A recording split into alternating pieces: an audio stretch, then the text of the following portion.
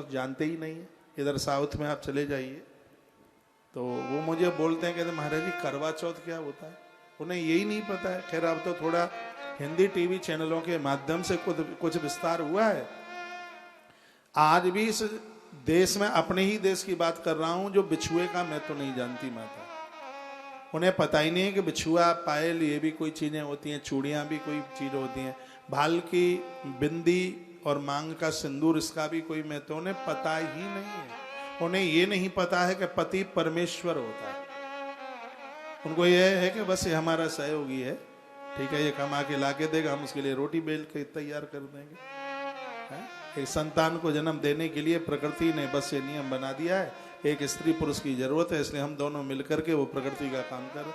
इसके अलावा और उन्हें पता ही नहीं है कुछ।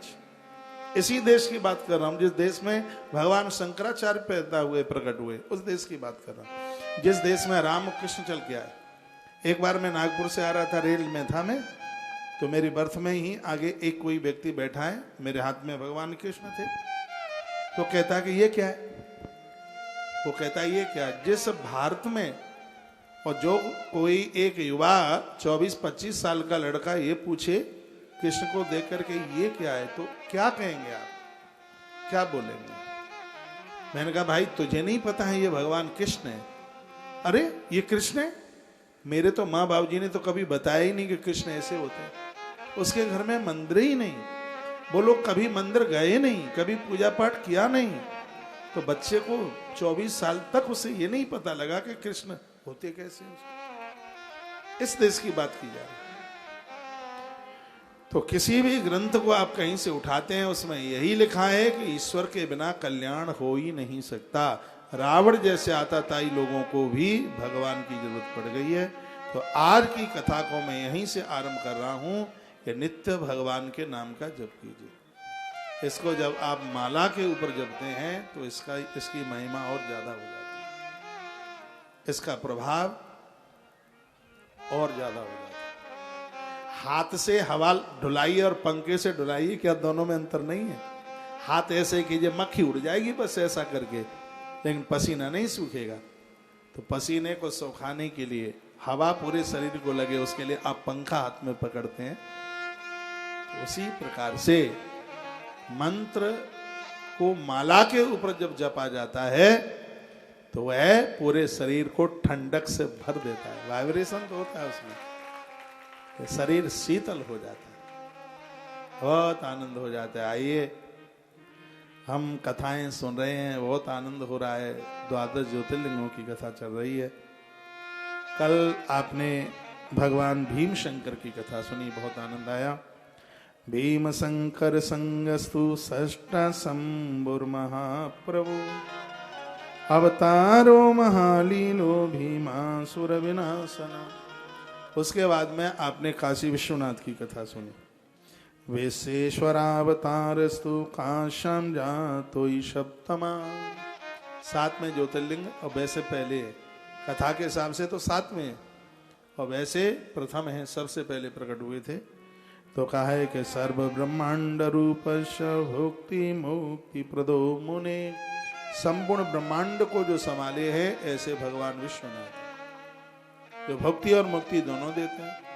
संसार की वस्तुएं देते हैं, माइक खोलो, संसार की सिरादे, संसार की वस्तुएं देते हैं और उनके द्वारा मुक्ति मिलती है। ऐसे भगवान विश्वनाथ। पूजिता सर्वदेव भक्ता विष्णुवादि विशदा, कैलासपतिना चापि भैरवेणापि नित्यसः, ज्योतिर्लिंग स्वरूपेण संस्थितत्र मुक्तिदा, स्वयं सिद्ध स्वरूपो ही तथा स्वपुरी स प्रभु। विष्णु आदि समस्त देवता भगवान विश्वनाथ की रोजाना अर्चना करने के लिए आते हैं। एक भी दिन ऐसा नहीं निकलता जिस दिन स्वयं भगवान विष्णु काशी पहुंच करके भगवान विश्वनाथ का अभिषेक न करते हैं। ऐसा से पुराण में लिखा है। कैलाशपति भैरव तो इनकी रोज ही पूजा करने के लिए आते हैं। मैंने तो नहीं देखा है, लेकिन बताते हैं कि काशी में कोई काल भैरव भी है, जो उधर रहते हैं उन्हें पता होगा। मुझे काशी का ज्यादा अनुभव है नहीं, क्योंकि ज्यादा जाने को मौका मिला नहीं है। कभी भी गया जी वगैरह के लिए निकलते हैं, मुझे लगता है कि 2 से 3 बार ही मेरा काशी पहुंचना हुआ होगा। हाँ, लेकिन विश्वनाथ के दर्शन तो 3 ही बार किए हैं। तो वहाँ कोई काल भैरव हैं, ये सब पुराण में लिखा है, मैं वही बोल रहा हूँ, मैंने देखा नहीं है। वहाँ कोई भैरवनाथ हैं जो रोजाना भगवान विश्वनाथ की पूजा करने के लिए स्वयं चल करके आते हैं। भगवान विष्णु रोजाना भगवान विश्वनाथ का महाअभिषेक करने के लिए आते हैं। तो स्वयं सिद्ध स्वरूप काशीपुरी में ज्योतिर्लिंग के रूप में भगवान विराजमान हैं। वह मुमुक्षुओं को मुक्ति दे देते हैं। स्वयं सिद्ध स्वरूपो ही तथा स्वपरिश प्रभु। यह पुरी किसी और ने नहीं बनाई, इसके निर्माता जैसे कृष्ण ने द्वारकापुरी बनाई। पता नहीं आपने सुना हुआ कि नहीं, मैंने 11:30 बजे आज एक लाइव किया है अपने कमरे से ही। सत्संग टीवी पर लाइव कार्यक्रम हुआ। एकादशी के बारे में कुछ जानकारी भक्तों को दी थी। आज पुत्रदा एकादशी और इसकी ऐसे ऐसे महिमा है, उसके लिए मैं कुछ बोलता रहा। तो उसमें कहा वनस्पतियों में तुलसी बहुत ज्यादा ही विशेष है, बहुत ज्यादा। उसी प्रकार से व्रतों में एकादशी का व्रत और नारायण के क्षेत्र में द्वारका के समान कोई स्थान नहीं है, ऐसा वर्णन आज ही हमने किया। तो वर्णन है कि जैसे भगवान श्री कृष्ण ने द्वारका को अपने हाथों से बसाया, उसी प्रकार से भगवान महादेव ने काशी को अपने हाथ से बसाया, अपने द्वारा इसको बसाया। और जिस मकान को आप खुद बनाते हैं उसका मैं तो आप ज्यादा जानते हैं, इसमें ईंट सब आपके द्वारा, एक एक चीज। किराए के मकानों से इतना स्नेह प्रेम नहीं होता है जितना कि जो भवन आपने स्वयं बनाया है, पोंछा वोछा लगा करके, साफ सफाई करके, रंग पेंट के द्वारा, और आप उसको देख देख करके अति प्रसन्न होते हैं। जब आपके घर में कोई व्यक्ति आता है और कहता है कि मकान बहुत सुंदर बना है, क्या पर्दे हैं, क्या फर्श लगाया है, क्या चौखट है, क्या दरवाजे हैं, तो खुशी होती है अपने मकान की। जब कोई बड़ाई करे तो मकान का जो मालिक अति प्रसन्न हो जाता है। उसी प्रकार से काशी में पहुंचकर जो काशी की बड़ाई करते हैं तो महादेव ऐसे ही प्रसन्न होते हैं। जैसे तुम्हारे मकान की कोई बड़ाई करता है तो आपको खुशी होती है, तो वो आपने बनाया है, आपने मेहनत की है। भगवान शंकर ने काशी को अपने हाथों से निर्मित किया है, इसलिए कोई काशी की बड़ाई करता है तो भगवान विश्वनाथ अति प्रसन्न होते हैं, उन्हें भारी खुशी होती है। कैलाश पतिना चापी भैरवेणा नित्य स।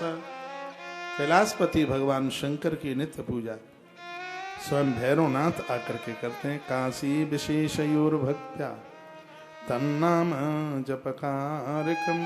जो लोग भक्ति पूर्वक काशी तथा विश्वनाथ नाम का निरंतर जप करते हैं वे कर्मों से सर्वदा निर्लिप्त रहकर कैवल्य पद को प्राप्त होते हैं। काशी में महादेव के मंत्र के जप की बड़ी महिमा है। काशी में राम मंत्र को जपने की भारी महिमा है। काशी है ही ऐसी। मैंने पूर्व में भी बोला है कि इस धरती पर जितने भी राम कथा के भक्त हैं उन्हें कम से कम एक बार काशी में अपनी राम कथा भगवान विश्वनाथ को जरूर सुनानी चाहिए। स्वयं बाबा तुलसी काशी पहुंचे। बाबा तुलसी राम कथा काशी में ही तो करते थे। तो कथा इस प्रकार से है, उन्हें कोई एक जिंद मिल गया तो कहा क्या चाहते हो? कहा हम अपने राम का दर्शन करना चाहते हैं। कहा मेरे तो बस का काम नहीं है, लेकिन तुम्हारी कथा में रोज हनुमान आते, उनके चरण तुम पकड़ लो, वो तुम्हें राम का दर्शन करा देंगे। काशी की घटना थी। कहा मैं देख नहीं पाता। कहा वो सबसे पहले आते हैं और सबके बाद में जाते हैं। अब बाबा तुलसी ने देखा कि सबसे पहले कौन आया, तो एक चुचाता हुआ व्यक्ति आया और दूर बैठा है जाके। सब लोग चले गए कथा सुन के और वो बैठा ही रहा। बाबा तुलसी अपनी चौकी से नीचे उतर के आए। ओ हो प्रभु आप हैं। लंबे होकर जैसे ही चढ़ों में तुलसी बाबा गिरे, हनुमान प्रकट हो गए। हनुमान आज भी हनुमान घाट है। हनुमान जी ने कहा क्या चाहते हो? कहा कि एक बार मुझे मेरे प्रभु से मिला दो। तो हनुमान जी ने कहा जो काशी आता है उसे तो अपने इष्ट का दर्शन हो ही जाता है, तो तुम्हें क्यों नहीं होगा? ये काशी की महिमा, चाहे हरि का भगत है चाहे हर का भक्त है, कोई भी है, काशी की यात्रा तो सबको करना ही चाहिए। कल हमने एक सदना की कथा काशी के महात्म्य के माध्यम से सुनाई। तो काशीर विश्वेश्वरयोर भक्ता तन नाम जप कारको, जो विश्वनाथ के सानिध्य में जप करता है उसका जप अखंड हो जाता है। उसकी साधना में आलस्य नहीं रहता, उसकी साधना में प्रमाद नहीं रहता। आप बहुत तीर्थों की यात्रा करते हैं, समय निकाल करके कभी काशी जरूर जाइएगा। काशी है ही विश्व का नाथ है। देवता भी रोज हाजिरी लगाते हैं, भगवान विष्णु तो रोज आते हैं, नित्य आते हैं।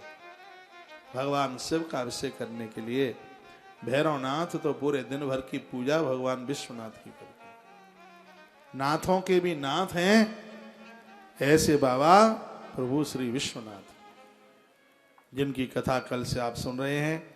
आनंद भर देने वाली कथा है। 2 पंक्तियां आज भगवान महाकाल के लिए बनाई हैं। आज 11 एकादशी है, तो हम प्रभु के चरणों में एक बात मैं कहना चाहूंगा, मालवा के लोगों से विशेष रूप से हम लोग पूरे देश में जाते हैं। एकादशी का व्रत करने वाले लोग जितना हमें हरियाणा में मिलते हैं, पंजाब में मिलते हैं, राजस्थान में मिलते हैं, यूपी के कुछ भाग में मिलते हैं, उतने एकादशी का व्रत करने वाले इस एमपी क्षेत्र में नहीं मिलते। ऐसा क्यों? मुझसे ज्यादा आपको इस बात की जानकारी होगी। यहां भगवान महादेव के भक्त बहुत हैं, गली गली में हल्ला है, गली गली में नारा है, बम बम भोला हमारा है। ये अच्छा है, बहुत बढ़िया है, ये ठीक है, लेकिन इसके साथ साथ 11 के प्रति बहुत बड़ा समर्पण होना चाहिए।